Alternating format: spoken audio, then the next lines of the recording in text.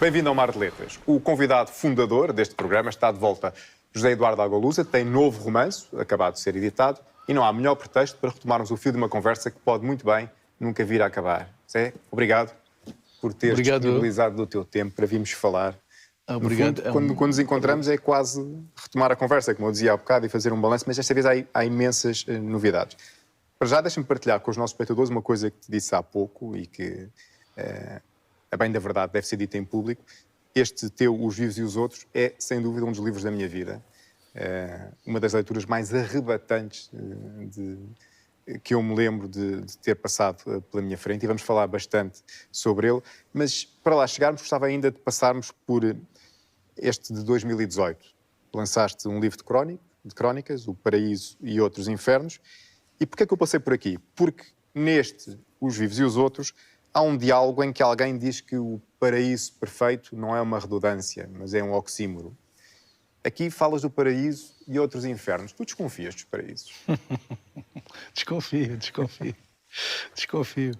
Até porque passei pelo paraíso socialista, não é? Então, logo aí comecei a desconfiar dos paraísos nessa altura. Desconfio, acho que essa ideia da perfeição não é uma ideia que a mim me atraia, não é? Acho que em tudo, até na música, na literatura, etc. Acho que é preciso, às vezes, na música a gente costuma dizer, é preciso uma sujeirinha, não é? Para tudo perfeito, tudo exato, tudo não Sim, eu costumo dizer que a perfeição deve ser entediante, porque falta sempre aquela margem de progressão que nos permite melhorar. Aventura. Exatamente, sim. Torna-se tudo demasiado normal, banal, até rotineiro. Ainda antes de chegarmos aos Vivos e os Outros, em maio, lançaste no Brasil um livro com fotografias tuas e com poesia chamado Gramática do Instante e do Infinito. Além de serem fotografias tuas, são fotografias todas elas tiradas na ilha de Moçambique. Esta paixão da fotografia, eu sei de conversas anteriores que é uma paixão de menino. Mas agora que ainda mantens muito de menino, mas que cronologicamente já evoluíste, sentes que emprestaste a tua paixão da fotografia à poesia e que ela é também uma nova forma de fazer poesia? É uma boa pergunta. Mas antes só dizer que o livro é muito bonito e não é bonito por minha causa. Não, é de facto bonito, esteticamente muito elegante. Exatamente. A editora, a Lúcia Bertazzo, que é também a designer, não é? Ela tem uma editora que é brasileira, mas agora também é portuguesa, está estabelecida em Portugal, o Quê Edições, e faz os livros mais lindos que eu já vi na minha vida. Até tenho uma crónica, não sei se está neste livro, mas é uma crónica que eu escrevi para o Globo sobre isso, acho que o título era esse, os livros mais bonitos do mundo. E são realmente livros de arte e livros-arte extraordinários. E quando ela me falou nesse desejo dela de fazer um livro com fotografias e poemas também sobre a ilha, que eu tinha de facto, que ela pediu e eu tinha, e realmente os poemas, vamos dizer, que correm a par com as fotografias, não é? Bem, para mim foi uma alegria muito grande e uma surpresa. Eu nunca imaginei vir a publicar um livro de fotografias, não é? E, sobretudo, um livro tão bonito como aquele. Cada livro é uma edição reduzida, é uma edição para colecionadores, são, salvo erro, 160 exemplares. E cada livro é diferente, porque são cozidos à mão, com capulana, enfim, é um luxo. Então, foi para mim uma alegria enorme, enfim, ter este livro, mas o mérito cabe por inteiro à Lúcia Bertazzo. Quanto à tua pergunta, eu acho que até neste livro, sim, eu acho que não há por que haver fronteiras, não é? Dividir uma coisa da outra. Acho que no livro, o livro tenta mostrar isso, quer dizer, que a poesia também pode usar a fotografia e que a fotografia também pode ter poesia. Um livro com fotografias da ilha de Moçambique, um outro livro, e agora estamos a aproximar deste último romance, Os Vivos e os Outros, cuja ação se centra na ilha de Moçambique. Estás a viver a ilha de Moçambique com uma enorme intensidade em termos de criação artística. Consegues perceber onde é que estava, onde é que esteve, onde é que está a semente? Sabes que eu sempre me senti atraído pela ilha, não é? Começou pela poesia. Eu conheci a ilha através da poesia. de grandes nomes da poesia em língua portuguesa, em particular os moçambicanos, como Rui Knopfli, que até hoje é um dos meus poetas preferidos, é um poeta que eu revisito constantemente e que me ajuda a escrever ficção, não é? Mas além do Rui, praticamente todos os grandes poetas moçambicanos escreveram sobre a ilha, e depois muitos poetas portugueses, a começar pelo Camões, não é? Que viveu na ilha 2 anos, e o Bocage também, enfim. Então é realmente uma ilha de poetas, não é? É uma ilha que sempre atraiu o olhar dos poetas, e quando se desembarca na ilha percebe-se porquê. É um daqueles lugares que tem personalidade, não é? É um lugar... há cidades assim, há cidades nas quais tu desembarcas, estou a lembrar de Salvador, Benguela, em Angola, que tu desembarcas e sentes-te logo tomado pela personalidade do lugar, não é? A ilha é isso, a ilha é uma cidade que tem... onde se concentra muita história. Não é? E depois, para mim, tem um lado também que me agrada, que é esse lado da tolerância. É um lugar que recebeu, ao longo dos séculos, pessoas vindas de todos os espaços, não é? De diferentes religiões. Tu que tens no mesmo espaço, que é um espaço tão reduzido, tens igrejas católicas, tens mesquitas, tens um templo hindu enorme.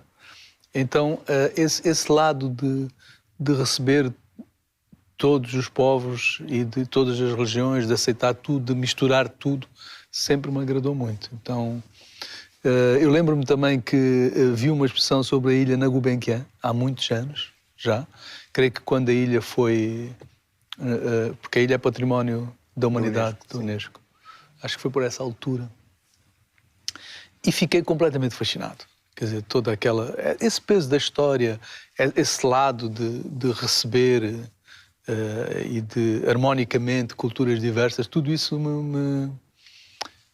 mexeu muito comigo sempre, não é? Depois eu fui à ilha quando escrevi As Mulheres do Meu Pai, não é? Aliás, o livro tem uma parte passada na ilha, até com personagens reais da ilha. Eu estou-me a lembrar da Dona Kiu Kiu, que era uma senhora, morreu, infelizmente, ano passado, de ascendência chinesa. Lá está, estas famílias que têm todo o tipo, não é? Na ilha. Tu encontras famílias de ascendência indiana, chinesa, portuguesa, enfim, árabe, etc. Não? Mas, enfim, para dizer, já tinha escrito sobre a ilha nas Mulheres do Meu Pai. Então, depois, quando tive essa oportunidade de viver, passar mais tempo na ilha, foi um reencontro, mas nunca... não diminuiu o fascínio. Uma ilha com tanto ambiente, com tanta personalidade, como tu dizias há pouco sobre as cidades, com tanto caráter, pode-se até dizer com tanta história, acaba por ser, mais do que um cenário, uma personagem deste romance. Com certeza. Com certeza. É um personagem importante no romance, sem dúvida. Sendo que este é um romance que, no seu cerne, enfim, no seu pontapé de saída, ele é tripulado por muita gente, mas no seu núcleo está um grupo de 3 dezenas de escritores que estão na ilha de Moçambique, de escritores africanos, reunidos num festival literário. Tu conheces estes escritores todos? Só conheces alguns ou não conheces nenhum deles? Não, vamos dizer que alguns desses escritores partiram de figuras reais, ou seja, comecei a construí-los pensando em figuras reais. Mas acho que, no geral, tirando talvez no geral, eles cresceram o suficiente para se afastarem e ganharem personalidade própria. E hoje não é... acho que quem ler o livro pode eventualmente achar que identificou um ou outro, mas tirando realmente, que é mais o Mia, não é o Mia, mas tem alguma coisa do Mia. Eu acho que os outros estão tão distantes que têm personalidade própria. E há outros que não, há outros que surgiram-se do nada. Tu próprio sentes que deambulas neste livro? Um pouco, quer dizer, este personagem, evidentemente, que já vem dos livros anteriores, o Daniel Benchimol, tem alguma coisa minha, sobretudo tem alguma coisa a ver com o meu passado, com a minha biografia, não é? Sim, depois, em termos de personalidade, não é? Mas sim, foi jornalista, tornou-se escritor, no caso dele, bem mais tarde do que eu e com menos livros publicados, menos carreira. Mas, enfim, vamos dizer que a parte da infância dele, sim, eu partilho com ele essa infância. Este teu livro é um livro de vida e de morte, é um livro de sanidade e de insanidade, é um livro de sonho e de realidade, e é também um livro de passado e de futuro. E, sobretudo, quando entramos aqui no passado e no futuro, é um livro que revela até um certo desdém em relação ao tempo. Ou seja, este livro trata o tempo como a física quântica o trata, com um certo desprezo, não é? Sim, eu já tenho irrelevância, vamos antes chamar de irrelevância. Sim, não sei se será de irrelevância, mas será essa noção que eu tenho há muito tempo, olha, que o passado, o presente e o futuro estão todos no mesmo plano, não é? E, portanto, o presente o passado não desaparece, o passado continua em algum lado, está a cada momento que nós vivemos, está presente em algum lado para sempre, continua, permanece, não é? E essa ideia sustenta algumas das teses do livro, não é? Essa ideia de que o paraíso e o inferno são agora, não é?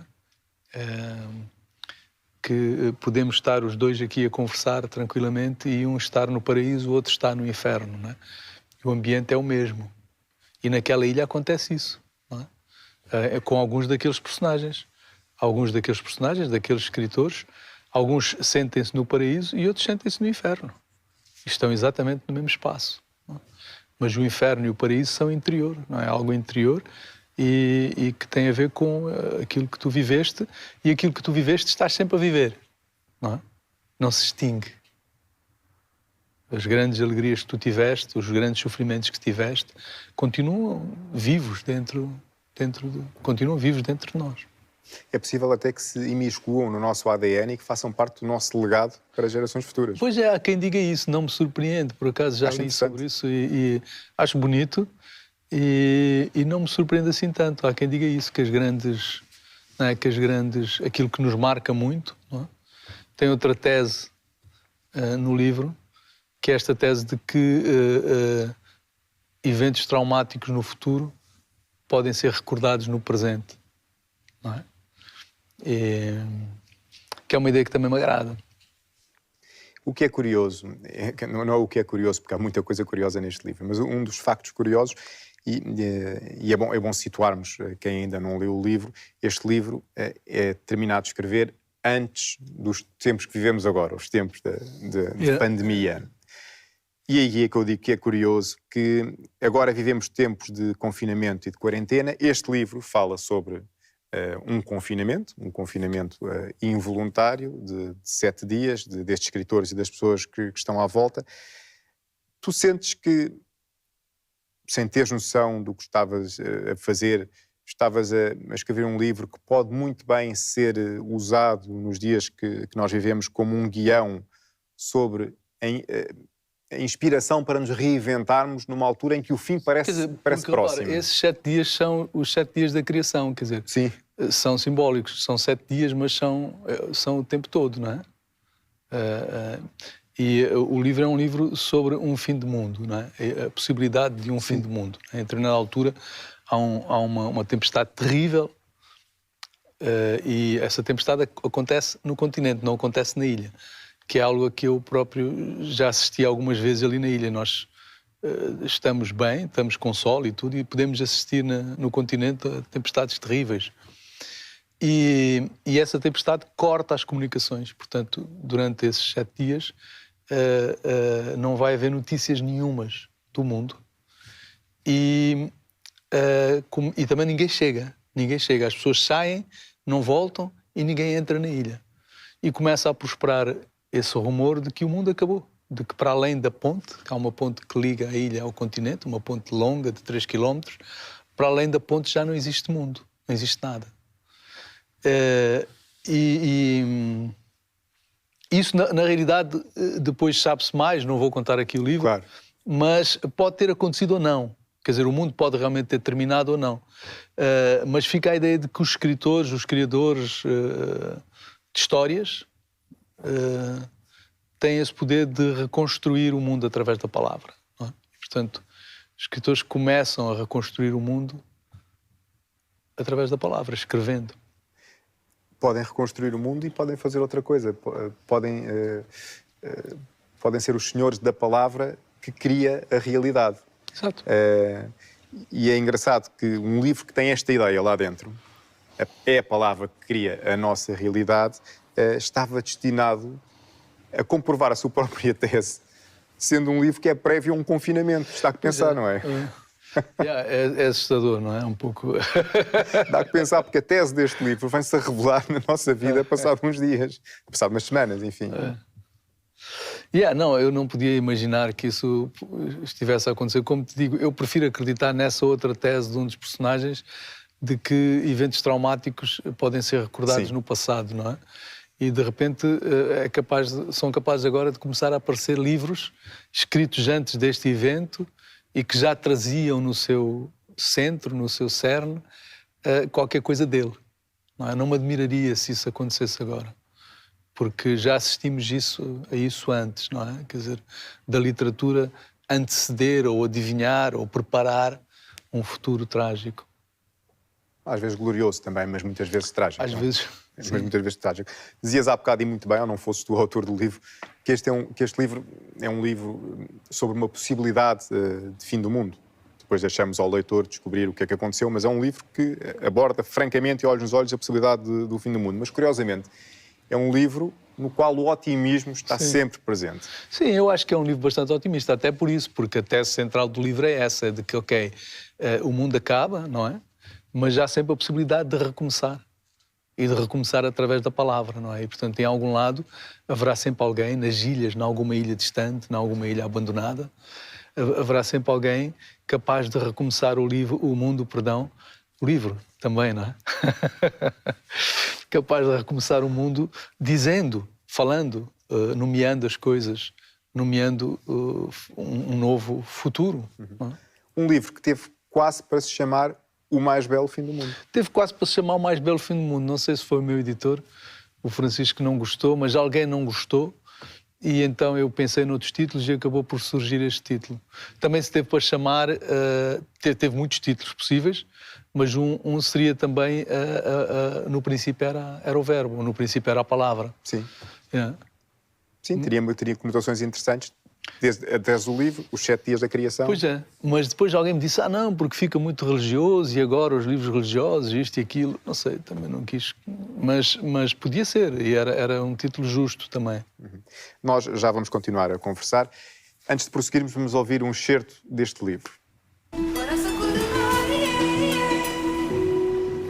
Quando Dona Cinema completou 90 anos, os filhos decidiram levá-la a uma consulta médica. Foi a primeira e a última vez que entrou no hospital. Na opinião do enfermeiro que a viu, a velha senhora era de tal forma descarnada que a morte não tinha como operar dentro dela. Não vai morrer nunca, sentenciou solenemente. Mumificou em vida. Dona Cinema foi modista. Depois que se reformou, a sua única ocupação tem sido a de contar histórias. Um dia, apareceu na ilha um jornalista de Maputo. Alguém o convidou para beber uma cerveja no quintal de Dona Sara Amade. Decorrido um mês já ninguém se lembrava do homem. Então, Dona Francisca de Bragança recebeu um jornal com uma reportagem. Dona Sara Amade é o cinema dos pobres, dizia a primeira linha. Foi assim que passaram a chamá-la Dona Cinema. O Li está sentado no bar do hotel a beber uma Coca-Cola quando recebe uma mensagem do jornalista que 15 anos antes entrevistara a Dona Cinema. Eram amigos próximos. Soube que estás na ilha. Tens de conhecer uma figura fantástica, uma grande contadora de histórias, a velha Sara Amade. O Li aguarda no bar até que Abdul termine o trabalho, saem juntos, seguem primeiro ao longo das ruas asfaltadas da cidade de Pedra e depois, guiados pelo luar, através do labirinto poeirento que constitui o interior da cidade de Makuti. Por fim, o rapaz detém-se, abre uma porta e convida o escritor a entrar. Escutam vozes. O quintal é fundo, com papaeiras altas crescendo numa das extremidades, um bananal afogando a outra e, pelo meio, uma profusão de objetos abandonados, iluminados pela luz pálida da lua. Ali, o esqueleto mecânico de uma máquina de costura, de marca Singer, acolá um velho berço em madeira, mais adiante, um grande coração de espuma estrelhaçado. Há uma dúzia de pessoas sentadas em cadeiras de plástico num largo semicírculo. O Li senta-se ao lado de Abdul este vai traduzindo para o escritor, no murmúrio que flui como um ribeiro, a narrativa de Dona Cinema. Numa localidade de pescadores, não muito distante de Muipiti, os homens tinham por tradição reunirem-se ao amanhecer, a cada lua cheia, para prenderem o céu ao firmamento e organizarem o tempo. A cerimónia assegurava que os dias se seguiriam placidamente uns aos outros, sem equívocos ou sobressaltos. Os pescadores traziam varas compridas que espetavam na lama do mangal, formando diferentes desenhos. Faziam isso e cantavam. Cantavam e tudo se organizava, continua Dona Cinema. O Li visualiza a ação, homens esguios, muito altos, erguendo para o infinito as suas longuíssimas varas, cantando e desenhando sortilégios. Então aconteceu uma guerra e o rei que governava aquele povo morreu em combate. Os pescadores magos dispersaram-se pelo mundo. Quando chegou a lua cheia, não havia ninguém para sustentar o céu e organizar o tempo. As nuvens caíram no chão, desamparadas. Os dias tresmalharam-se, amanhãs se misturando com ontens, as pessoas adormecendo hoje e acordando 5 dias antes, numa prodigiosa confusão. Uma menina, Mueri, que costumava assistir de longe à cerimónia, vai à procura das compridas varas, junta-as a todas e leva-as para o mangal, fixando-as depois nos pontos certos. Essa menina sozinha, ela salvou o mundo, conclui Dona Cinema.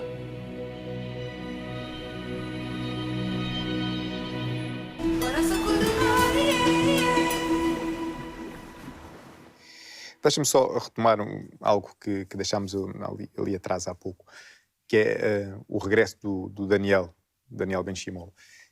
É um tipo que tu gostas de retocar? Não sei, não. Neste caso era quase inevitável, não é? Porque o Daniel surge pela primeira vez na Teoria Geral de Esquecimento, e na Teoria Geral de Esquecimento é um personagem secundário, é um jornalista que investiga desaparecimentos. A famosa história do Boeing, sim, que desapareceu das pistas do aeroporto de Luanda, que ele investiga nesse livro, não chega à conclusão. E depois, no livro seguinte, que é a Sociedade dos Sonhadores Involuntários, ele reaparece aí já como narrador e, entre outros mistérios, resolve esse do avião, não é? Portanto, ele foi crescendo ao longo desses livros, foi-se desenvolvendo, não é?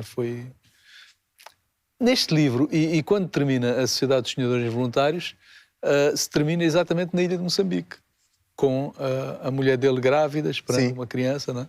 Portanto, quando eu decidi escrever sobre a ilha, e enfim, esta ficção que eu quando começo a escrever nunca sei exatamente o que é, mas eu sabia que queria escrever sobre isolamento, sobre esses escritores isolados numa ilha. Começou por ser isso, não é? Era quase inevitável que ele fosse um dos personagens principais. Neste caso não é o narrador, mas é um dos personagens principais, não é? Portanto, não foi uma decisão muito difícil, foi uma coisa óbvia, não é? Olha, tenho aqui este personagem, faz todo sentido, ele, sim, estava cá, já estava, sim, aqui, não é? Foi aqui que eu deixei. Foi aqui que eu deixei, vamos retomar o personagem, não é? Mas não é... É um dos personagens principais, não é o personagem mais interessante, de longe, não é? Acho que o personagem mais interessante para mim é a escritora nigeriana, mais complexo, que acabou por se desenvolver melhor. Estava aqui a ouvir-te falar sobre este desenho de personagens e sobre esse carinho especial que tens pela escritora nigeriana, e acho que até consigo entender porquê. Eu gostei muito do francês que aparece no final. Aquele do francês livro. É um bom personagem, mas só aparece no final, não é? Gostei muito. Mas eu também gosto dele. Mas falando sobre personagens, o teu editor tem que tem uma história, até escrevi uma crónica para a Visão, um conto, a partir dessa história que é a visita da Rita Hayworth à ilha de Moçambique. Sim. E a fotografia tirada à socapa pelo miúdo. E depois surgiu-me este fotógrafo a partir daquele outro conto. Mas falando sobre este teu complexo e tão bem tricotado desenho de personagens, o teu editor, Francisco José Viegas, tem uma frase que eu acho genial.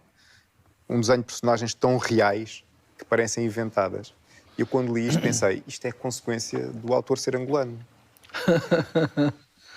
Porque Angola também desenha personagens. Sim, eu lembro de uma conversa que nós tivemos anteriormente em que tu disse que as histórias vêm ter contigo. Sim, vêm ter. Porque a realidade em Angola é muito mais interessante do que a ficção, não é? Sim, olha, eu estou a fazer desenvolver 2 projetos agora em Angola e vou dizer, tenho... toda esta tragédia que estamos a viver me impediu de regressar a Angola. Eu tinha uma viagem para Angola a seguir e deveria estar neste momento a trabalhar em Angola nesses projetos. E realmente custa muito não estar porque os 2 são histórias absolutamente extraordinárias. Histórias reais, a partir de histórias reais. E... extraordinárias. Acho que mais do que tudo que eu já escrevi até agora, qualquer outro personagem. Estes 2 personagens, que eu não vou revelar agora, claro, realmente não posso, mas são mais extraordinários do que qualquer personagem que eu tenha inventado até agora, nestes anos todos de carreira, em 30 anos. Curioso de ver o que aí vem. Eu não sei, quer dizer, num dos casos estou a hesitar se faço uma ficção ou se faço jornalismo literário, simplesmente jornalismo literário, uma não ficção literária. Porque o personagem é de tal forma rico e a história é tão incrível e tão humana e tão... Não sei, que às vezes mais vale não tocar, não é? Não, deixar assim. À conta deste teu último livro, a crítica literária, ainda há bocado em off falávamos os 2 sobre a falta que faz a crítica literária, mas ela existe. E a crítica literária do Los Angeles Times chamou-te o jovem mestre. Esse foi o meu editor que escolheu essa citação. Eu acho que este é um dos elogios mais elegantes que alguém pode receber. Sobretudo por causa do jovem, não é? Fiquei muito feliz com o jovem, mas não sei, é isso que eu estou a pensar, não sei quando é que isso foi, de quando é essa, pode ser que seja de há 20 anos, não é? Não sei. Mas a juventude confirma-se, basta olhar para ti. E curiosamente, lá está, assumindo que este elogio seja recente, mas mesmo que não seja, o mercado americano acaba, por assim dizer, de te descobrir. E nesta altura pode vir a caminho uma publicação de uma seleção tua, uma seleção de contos teus nos Estados Unidos da América. Organizar para a minha editora americana, portanto isso é uma coisa que está a avançar, que está... Se objetivamente pode ser noticiada. Uma enorme notícia.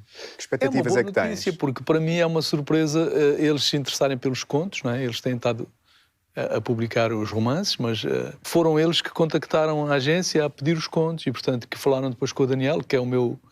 Daniel começou a fazer tradução comigo, hoje é um dos mais importantes tradutores de português para inglês, não é? E é o Daniel que está a fazer essa escolha e essa tradução. Portanto, é um livro para sair para o ano, julgo eu. Nossa, nos Estados Unidos, não em Inglaterra. É um projeto da editora americana. Provavelmente para cumprir a nossa tradição nos encontrarmos pelo menos uma vez por ano. Desta vez vai ser a propósito de um livro escrito em inglês. Nós estamos quase a terminar, é uma pena, mas estamos quase a terminar o nosso tempo de hoje. Lá está o tempo, que é uma coisa muito desinteressante. A verdade é que nós vivemos uma altura muito complicada, quer dizer, era inesperado tudo isto que nos está a cair acima. E depois mais outras coisas que acontecem. Nós vivemos um tempo em que estátuas são apeadas por turbas acéfalas, em que vírus que eram desconhecidos nos impedem de abraçar as pessoas que amamos, em que até intolerâncias que nós achávamos que estavam extintas vemos a reacender aqui e ali. E no meio vamos deixando silenciosamente que morram pessoas de fome e crianças de doenças que são curáveis. Isto é uma coisa que, para mim, como jornalista, é um pensamento recorrente. Sobretudo nos momentos de crise, este pensamento é recorrente. E tudo isto é novo, tudo isto é mau, mas nós temos um mal permanente que continua por cá. Um escritor também é assolado por este tipo de ideias? Completamente. Eu acho que eu comecei a escrever muito claramente, movido por uma certa revolta, não, uma certa indignação. E acho que a indignação deve ser um motor para a literatura e para tudo na vida, não é? Mas para mim, completamente. Quer dizer, uma das razões que eu escrevo é movido por essa indignação contra todo esse tipo de situações e outras, não é? Quer dizer, que a propósito deste vírus, sim, eu já tenho dito isto, quer dizer, quando este vírus, quando se descobriu uma vacina, que não deve estar muito longe, e este vírus pudesse ser combatido de forma enfim, mais completa, não é? Continuará a gente a morrer de malária. Não é? E são milhares e milhares de pessoas que morrem de malária todos os meses nos países africanos. Enfim, teríamos muito mais para falar e teremos muitas mais oportunidades. José, foi um gosto teres vindo até ao Margaridas e termos falado sobre este maravilhoso livro. Ficamos à espera do próximo e ficamos à espera também de saber o desenvolvimento que vão ter esses 2 projetos em Angola, que esta ficou-me aqui no meu disco rígido. Sim, eu acho que para o ano já podemos estar a falar de novo à volta de um desses projetos, com certeza. Se não for antes, vemos nessa altura. Obrigado, um abraço. E foi bom contar também com a sua companhia num programa que por hoje termina. Eu espero por si na próxima emissão e despeço-me. Até lá.